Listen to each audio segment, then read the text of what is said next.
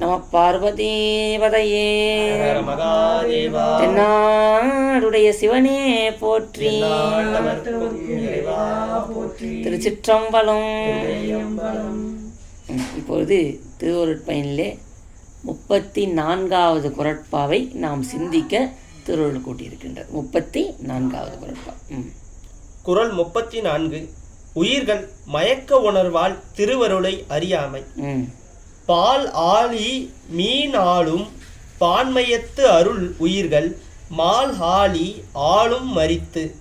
பொருள்: அருளை ஆதாரமாக கொண்டுள்ள உயிர்கள் அவ்வருளை பொருந்தி நின்று பேரின்பத்தை நுகர அறியாமல் மாயையின் காரியமாகிய உலகப் பொருள்களையே நுகர விரும்பி மயக்கமாகிய கடலில் ஆழ்ந்து போய் உள்ளன. இது பார்க்கடலில் உள்ள மீன்கள் அப்பாலை உண்ணும் பொருள் என்று அறியாமல் அங்குள்ள சிற்று உயிர்களை பிடித்து உண்ணும் நிலையை போன்றது.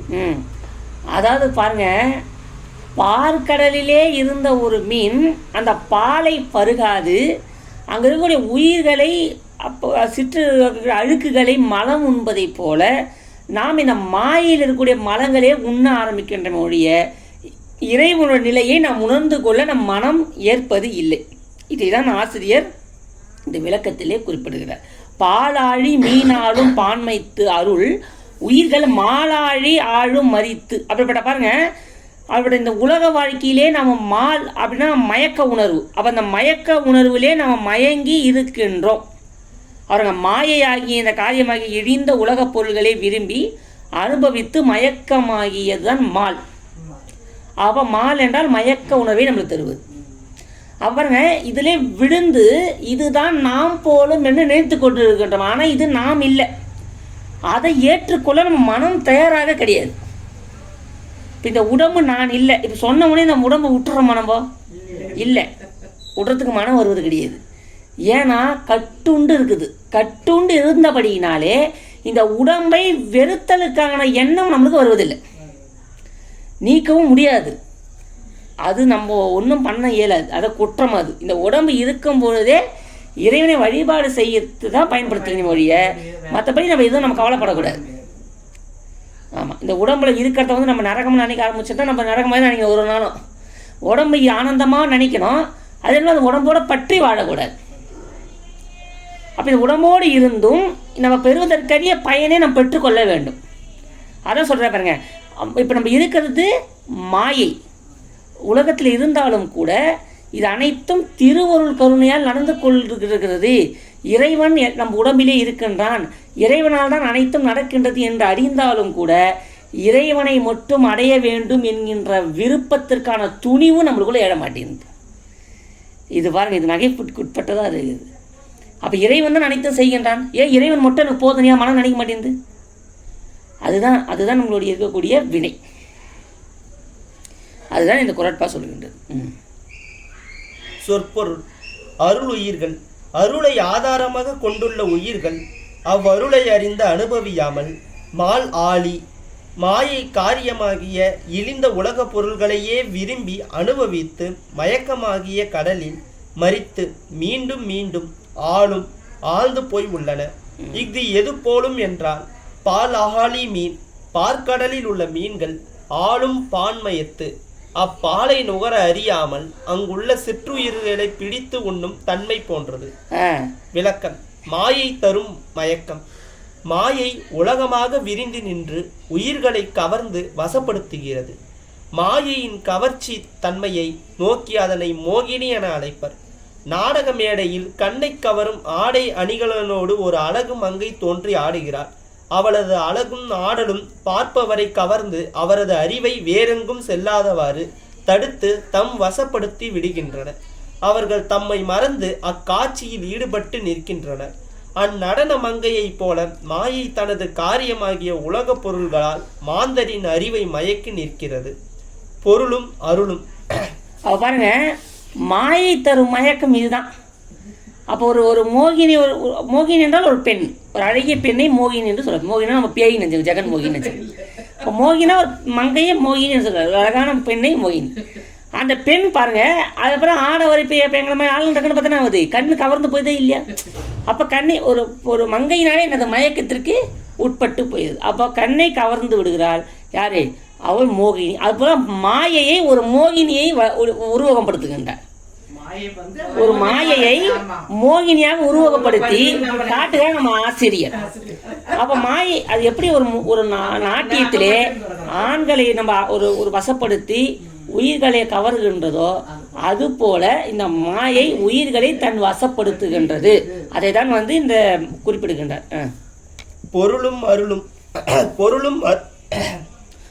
அருளும் மாந்தர் உலக வாழ்வில் மயங்கி இறைவனது அருளை பெற வேண்டும் என்ற தெளிவு இல்லாமல் உலக பொருள்கள் மீது மேலும் மேலும் ஆசையை பெருக்கிக் கொள்கிறார்கள். நெடுகிலும் வாங்கி போட்ட நிலங்கள், வீடுகள், கணக்கில்லாத பணம் ஆகிய இவற்றை உடைய வாழ்க்கையை தான் சிறந்த வாழ்க்கை என்று பெரும்பாலான மக்கள் நினைக்கிறார்கள். ஆனால் அவர்கள் ஒரு உண்மையை மறந்து விடுகிறார்கள். இவ்வாறு தேடிய பொருள்கள் அமைதியை தருவதில்லை என்பதுதான் அந்த உண்மை. கணக்கில் வராத பணத்தை எப்படி மறைத்து வைத்து காப்பது என்று கவலை பலருக்கு. போற்றி பாதுகாக்கும் பொருள் நம்மை விட்டு போய் விடுமோ என்று அச்சத்தினால் மன அமைதி போய்விடுகிறது. பொருள் இருந்தால் எல்லா விதமான இன்பங்களையும் எய்தலாம் என்று எண்ணந்தோறும் மயக்கத்தினால் அவ்வாறே நினைத்து பொருள்களோடு தொடர்பு ஏற்படுத்தி கொள்கிறோம். ஆனால் அந்த பொருள்கள் நிலையானவை அல்ல. ஆதலால் அவற்றால் வரும் இன்பமும் எந்த சமயத்திலும் போய்விடலாம். நாம் பெறுகிற இன்பம் நிலையானதாக இருக்க வேண்டுமானால் என்றைக்கும் நிலையான பொருளோடு தொடர்பு இருக்க வேண்டும். எல்லா இன்பத்திற்கும் காரணமானதும் என்றும் நிலையானதுமான ஒன்றை பெற நாம் முயல வேண்டும். இறைவன் திருவருள்தான் அது. அதை மறந்துவிட்டு நிலையில்லாத பொருளுக்காக அலைகிறோம். திருவருள் தான் நமக்கு நிலையான ஒரு பொருள். வேண்டத்தக்கதும் அறிவோய் நீ. இறைவன் தான் வேண்டத்தக்கதுக்கான ஒரு பொருளுங்க. அவனை சென்று அடைந்தோமே ஆனால் நம்மளுக்கு என்ன வரும்? என்றைக்குமே இன்பம் தான் வரும். நமக்கு துன்பம் என்ற ஒன்று வராது. அப்போ நிலையான ஒன்றை நாம் பற்றினோமானால் நிலையான இன்பம் நம்மளுக்கு வரும். இதை ஆணித்தனமாக மனதில் பதிவு வைக்கணும். இறைவன் தான் நம்மளுக்கு முக்கியம். அப்படிப்பட்ட சிவான்னு மனசுக்குள்ளே வச்சுக்கணும். நமச்சிவாயம். அப்போ அவனோட திருவருள் தான் நம்மளுக்கு நிலையான ஒன்று. அந்த நிலையான ஒன்றை நாம் பற்றினால் நம்மளுக்கு நிலையான இன்பம் வரும். அப்போ நம்மளுக்கு என்ன வராது? குறைவு வராது. அதாவது குறைவிலா நிறைவே கோதிலா அமுதே. அவ்வளோ பாருங்க. அப்போது நிலையான ஒன்றை நாம் விரும்பினால் நம்மளுக்கு என்றும் என்னதுங்க? இன்பம் தான். திருவருள் இன்பத்தை நம்பாத நிலை. எத்தனையோ காலமாக எத்தனையோ பெருமக்கள் திருவருள் இன்பம்தான் நிலையானது என்பதை எடுத்து சொல்லி இருக்கிறார்கள். ஆனால் அவர்கள் மொழிகளில் நமக்கு நம்பிக்கை வரவில்லை. யாரோ சொல்வதையெல்லாம் நம்பி விடுகிறோம். வானிலை அறிவிப்பாளர் அடுத்து 24 மணி நேரத்தில் சில இடங்களில் மழை பெய்யக்கூடும் என்று அறிவித்தால் அதை அப்படியே நம்பி விடுகிறோம். தேர்தலில் நிற்போர் அள்ளி வீசும் வாக்குறுதிகளை நம்பி வாக்களித்து விடுகிறோம். ஆனால் பல பெரியவர்கள் திருவருள் இன்பத்தை அனுபவமாக உணர்ந்து சொல்லியும் நாம் நம்புவதாக இல்லை. இந்த உலகம் ஐம்புல நுகர்ச்சிக்கு ஏற்ற பொருள்களை கொண்டிருக்கிறது. அவற்றை கண் முன்னாலே பார்க்கிறோம். கண்ணுக்கு தெரியும் அப்பொருள்களிடத்தே ஆசையும் நம்பிக்கையும் உண்டாகிறது. ஆனால் திருவருள் அனுபவம் அத்தகையதன்று. அது நமது புலன்களுக்கு எட்டாதது. அதனாலேயே அதனிடத்தில் நம்பிக்கை உண்டாகவில்லை. மாந்தர் நிலைக்கு ஓமை. மாந்தர் உயர்ந்ததாகிய திருவருள் இன்பத்தை அறியாமல் இழிந்தனவாகிய உலக போகங்களில் விருப்பம் கொண்டு வாழ்கின்றனர். இன்பத்தை அடைய போகிறோம் என்று எண்ணிக்கொண்டு துன்பத்தை அடைகின்றனர். இந்நிலைமையை விலக்கி காட்டவே பார்க்கடலில் உள்ள மீன்கள் அந்த பாலை உண்டு வாழாமல் அங்குள்ள சிற்று உயிர்களை பிடித்து உண்ண அலைவதை ஓமை காட்டுகிறார் ஆசிரியர். அதாவது ஓமை காட்டுகிறார் ஆசிரியர். இது ஓமை பார்த்தோன்னு சொன்னால், அதாவது பால் கடலில் இருந்த மீன் அந்த பாலை பாலை அருந்துவதை விட்டு அங்குள்ள சிற்று உயிர்களாகிய மலங்களை உண்ணவே ஆசைப்படுகின்றது போலே இந்த உலக வாழ்க்கையில் இறைவனுடைய திருவருளை மறந்து உலக இன்பங்களுக்கே நம்ம மயங்கி நம்மளோட அறிவு செல்கின்றது. அதை நம்ம உணர்ந்து நோக்குதல் வேண்டும். அப்போ கவனமாக சிந்திச்சாதான் இந்த விளக்கம் நம்மளுக்கு புரியும். அப்போ பாருங்க, திருவருளை நாம் மறக்கின்றோம்.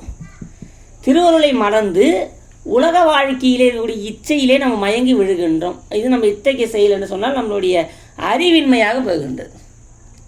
அதான் குறிப்பிடுகின்றேன். அந்த குறிப்பு பாருங்க.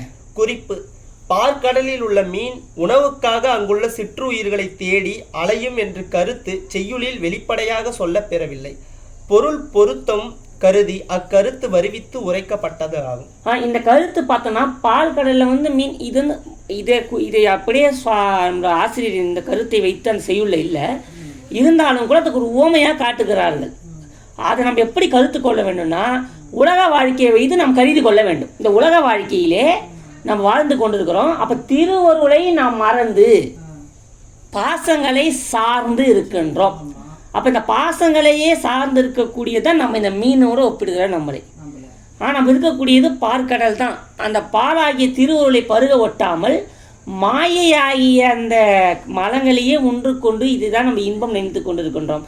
அதை தான் நான் ஆசிரியர் குறிப்பிடுகின்றார். இது விளங்கிடுதா? இதான் அப்போ இதுலேருந்து மீண்டு வருது. அதாவது இது உயிரோடைய குணம். இந்த உயிர் இப்படி இருக்கின்றது. இது திருவருளை உணர்ந்து கொள்ளாமல் இருப்பது உயிரோட குணம். அது உணர்ந்து கொள்வதற்காகத்தான் நம்ம வழிபாடு தொடர்ந்து வழிபாடு செய்யணும். வழிபாடு செய்யதான் நம்ம பற்று நம்மளுக்கு நீங்கும். ஆமாம், அதனால் இந்த பற்று நம்ம நீங்க அதான் உண்மை. திருவருளை நம்ம தொடர்ந்து வழிபாடு செய்ய நம்மளுக்கு அந்த நம்மளுக்கு அந்த மாயையாகியது நம்மளை விட்டு நீங்கும். அதான் இந்த குறட்பாடு நமக்கு கூறுகின்றது.